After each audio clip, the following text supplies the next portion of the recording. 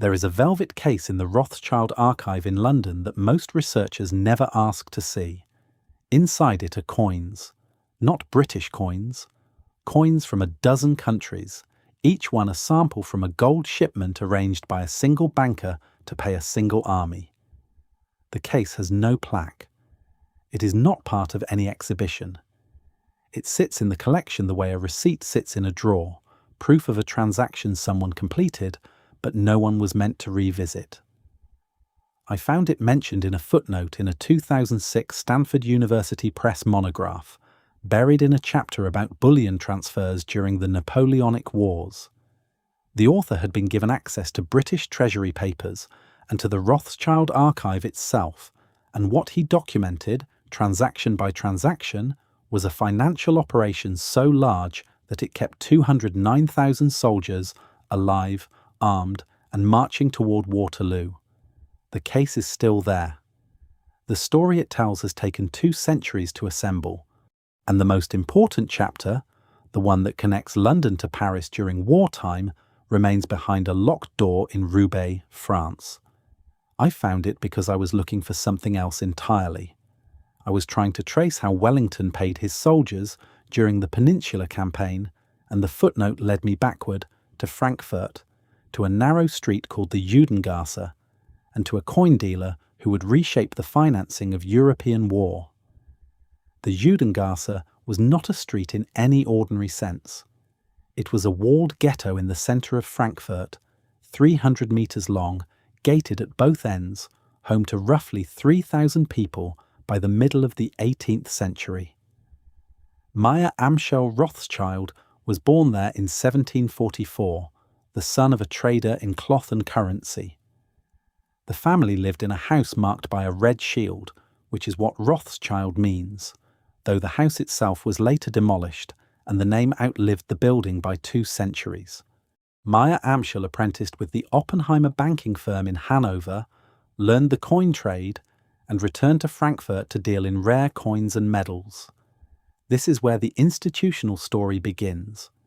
In 1769, Meyer Amschel received his appointment as court agent to Wilhelm of Hesse, a title verified by the Rothschild Archive's own records.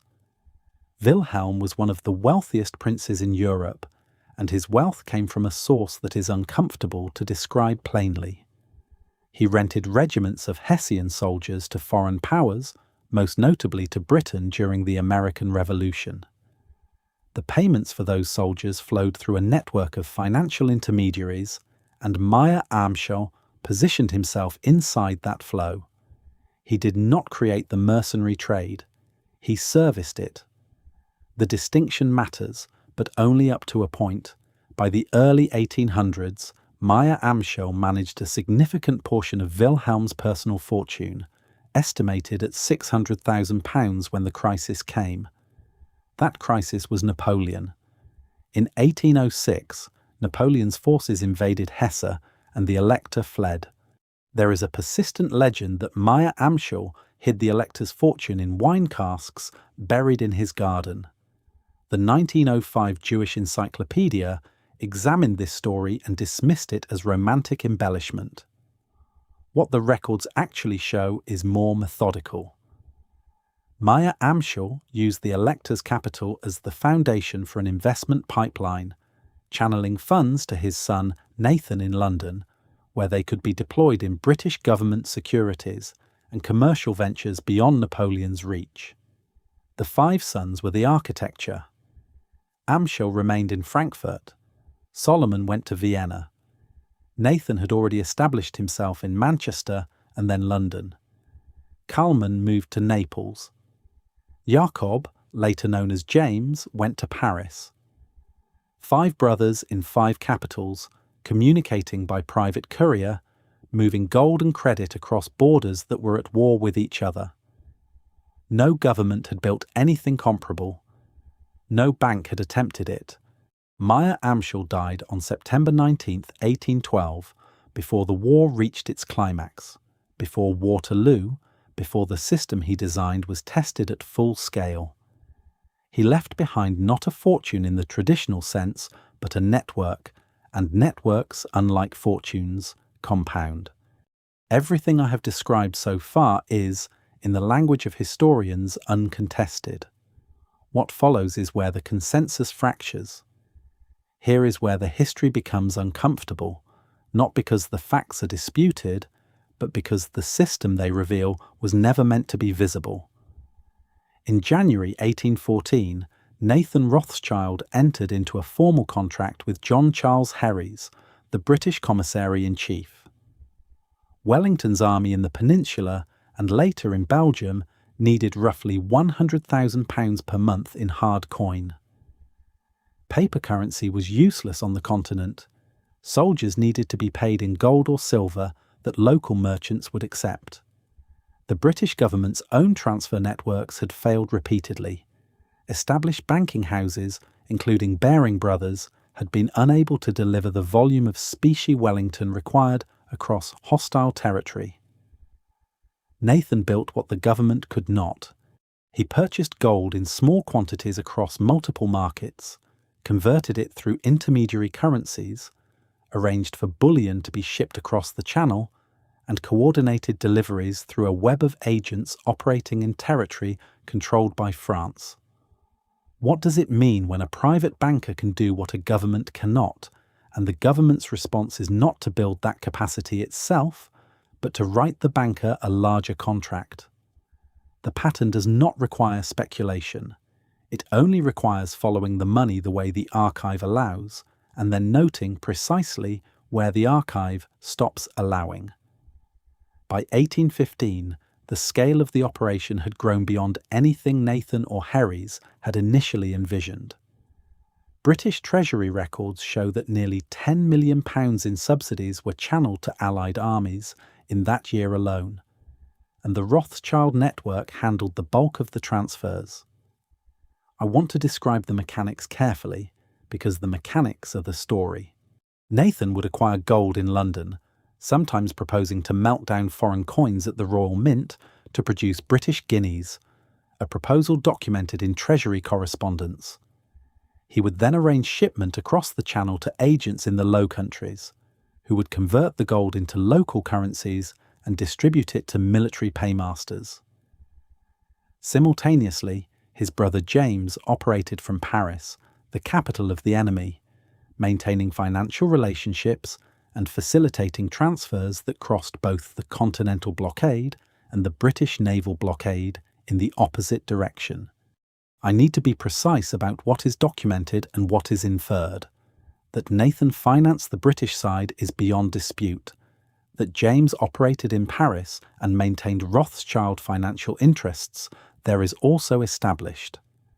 What remains contested is the exact nature of James's activities during the final months of the war, whether he served French financial interests directly, what information flowed between the Paris and London branches, and how the family positioned itself to profit regardless of the battle's outcome.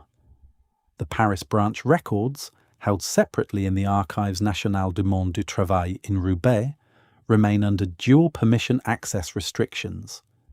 I have not been able to examine them. Most researchers have not. Now consider the man who bore the physical weight of this financial architecture.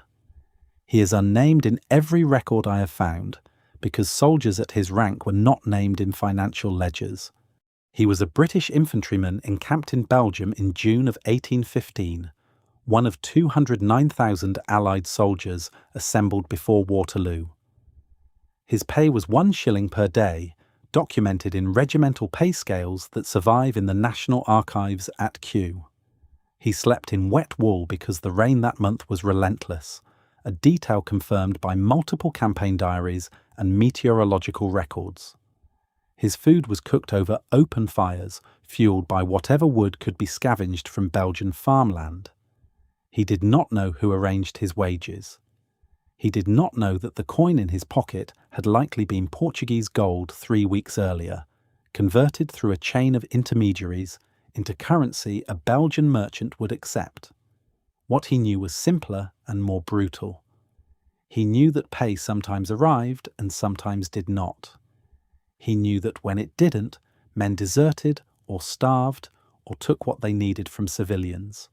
The entire edifice of military discipline rested on that 1 shilling arriving on time, and that shilling's journey from the London Treasury to a Belgian field was a logistical miracle that no government had the infrastructure to perform alone.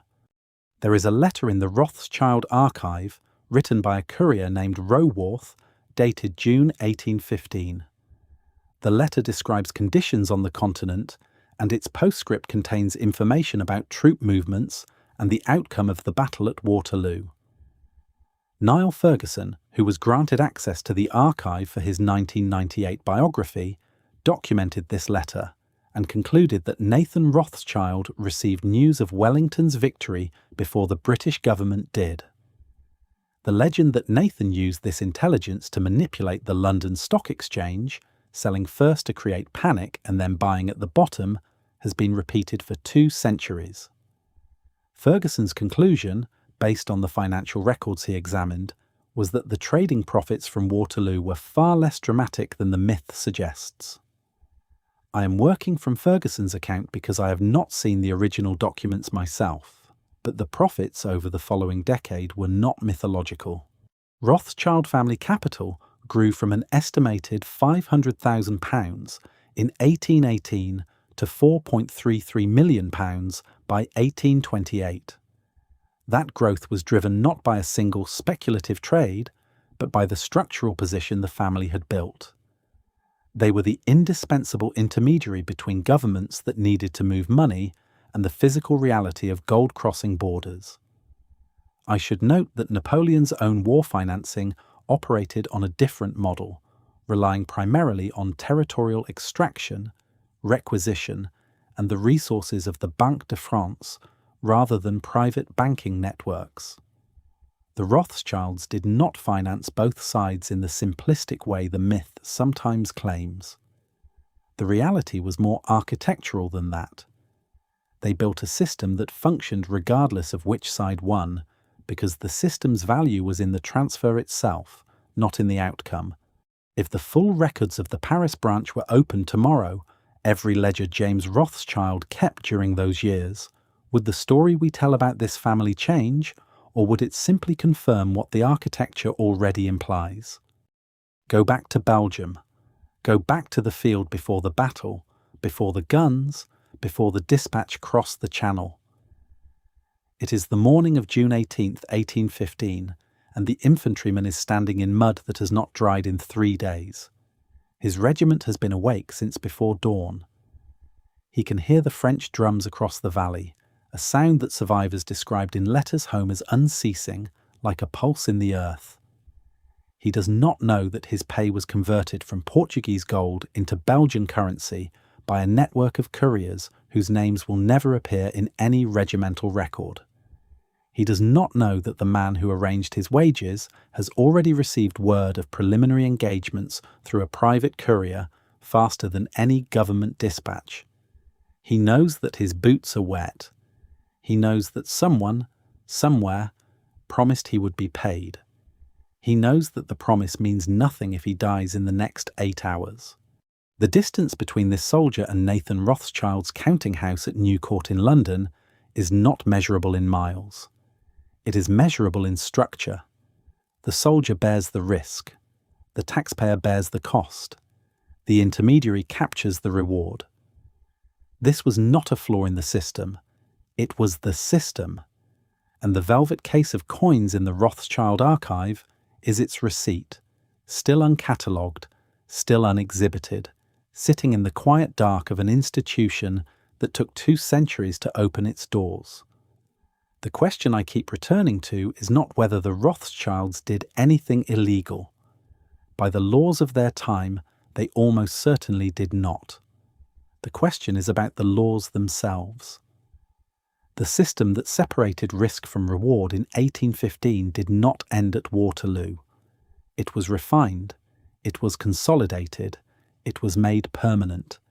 Today, 5 defense contractors receive the majority of Pentagon spending, and the financial architecture that connects public money to private profit is so deeply embedded that it no longer requires a single family or a velvet case of coins. It requires only the structure, and the structure has no archive. The Rothschild records took 200 years to open, and the most sensitive chapter is still closed. What would it change if every private financial record from every war were subject to the same disclosure laws as the government records that authorised the killing? The coins are still in London, the ledgers are still in Roubaix, and the distance between the soldier and the banker has never been measured because the people who built the system also built the silence around it.